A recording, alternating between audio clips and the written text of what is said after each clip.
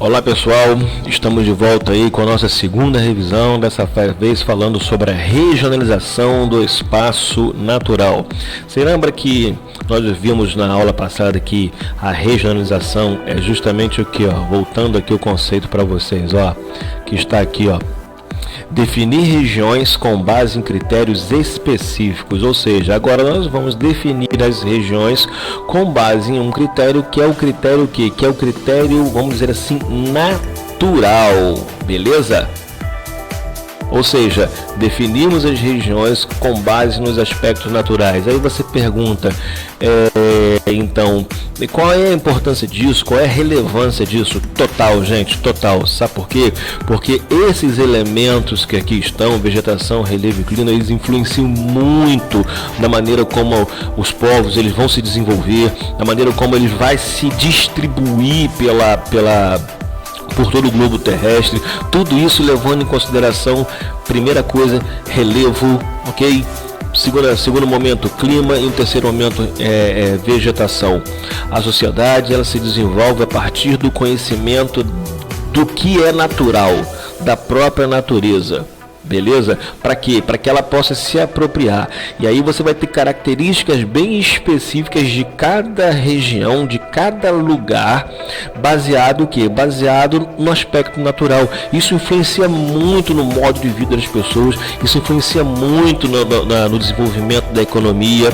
Tem alguns países que são os países, fornecedores, por exemplo, aí, de matérias-primas, como nós somos aqui no Brasil, e vários outros países o são, e outros países que são ditos industrializados, transformadores dessa matéria-prima, agregando a ela valor, tecnologia. Então isso diz muito sobre como os países se desenvolveram, principalmente economicamente. Então várias são as formas de regionalizar o espaço natural, a partir da vegetação, do relevo e do clima.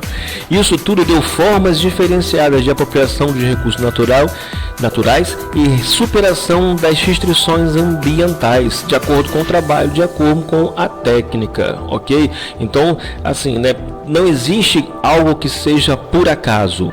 Se determinada cidade, como por exemplo Araruama, se desenvolveu a partir de uma situação específica, é justamente porque a natureza fornece essa particularidade. Como eu falei, a economia de Araruama é gerada em torno da própria lagoa, em torno da extração, por exemplo, do sal, em torno da pesca, em torno do turismo. Olha um fator natural, vamos dizer assim, forçando a nossa maneira de viver ser uma maneira bem específica, forçando entre aspas, ok?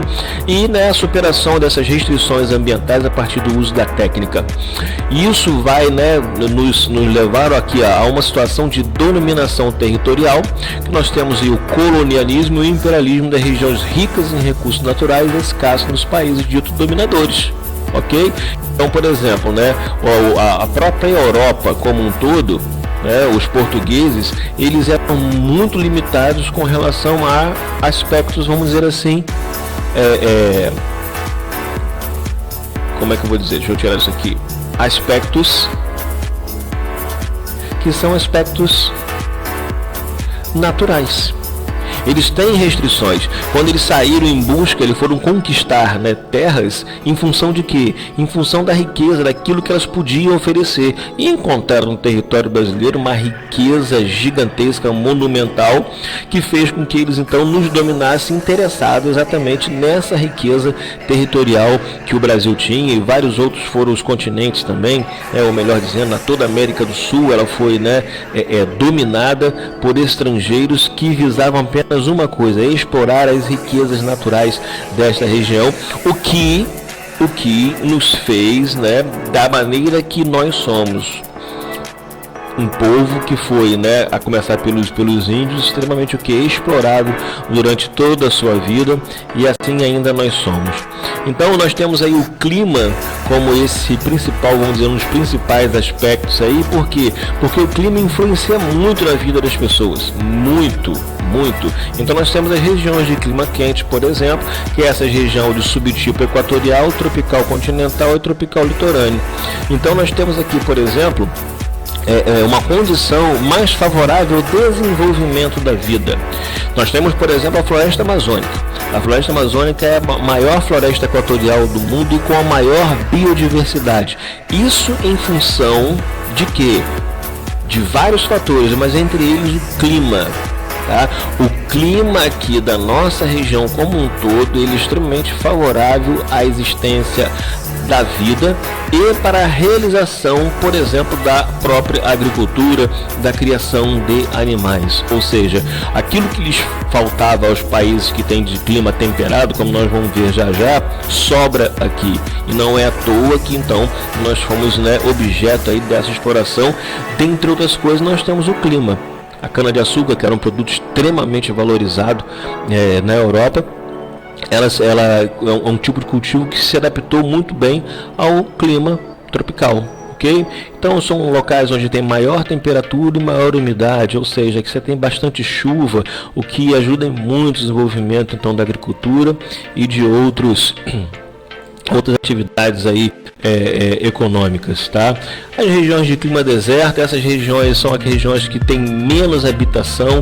Por quê? Por conta justamente do clima, que não é um clima favorável ao desenvolvimento, por exemplo, da vida. E aí nós temos esse subtipo de quente e frio, ok? Não é deserto apenas quando a gente fala de calor, falamos de frio também.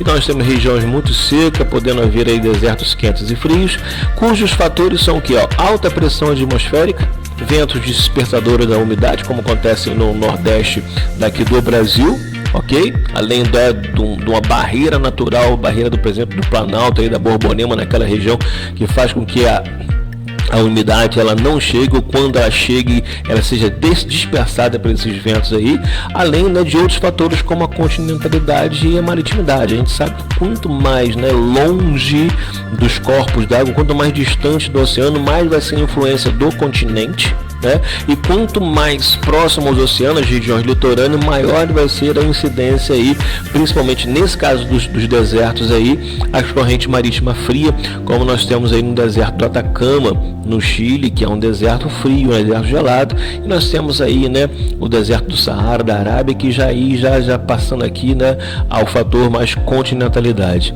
Regiões de clima temperado, aí nós temos os subtipos aí, que é o litorâneo, continental e mediterrâneo, tá? Este tipo, né, de clima já não, né, favorece tanto, por exemplo, a agricultura e algumas outras atividades. É por isso que, né, muitos países aí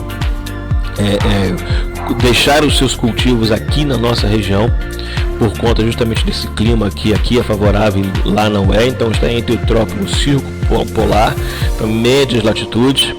Característica de temperaturas altas no verão e muito baixa no inverno, né, a ponto de ter, né, neve, com uma característica bem definida e estações, né, do ano bem definidas. Regiões de clima frio são os subtipos da região polares de alta montanha. Aqui nós temos o fator, então, aqui, ó, latitude, e aqui nós temos o fator altitude, ok? Temperaturas mais baixas, neve em algumas situações aí, né, o gelo, e em algumas situações a neve até.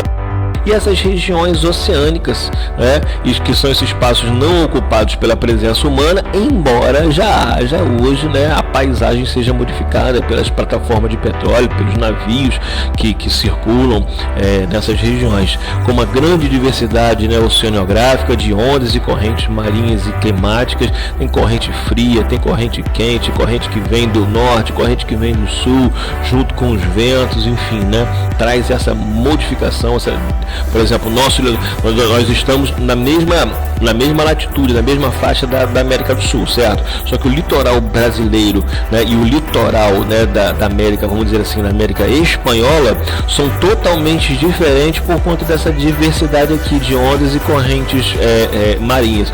Totalmente diferente, gente. Apesar de estar no mesmo, né, local, o fato de um estar, né, mais aqui voltado aqui para o ocidente, já tem uma incidência maior de alguns tipos de corrente marítima, e do outro lado é totalmente diferente. E temos uma biodiversidade marinha muito grande em essas áreas próximas litorais, e ele especialmente nas regiões intertropicais, como é o nosso caso aqui. Ok, gente? Então o clima é esse fator aí que interfere muito, mas muito mesmo na vida das pessoas e como isso vai se distribuir. Tem importância econômica também, como eu já falei para vocês. Tranquilo? Então aí, até a próxima, encerramos por aqui e já voltamos com a revisão.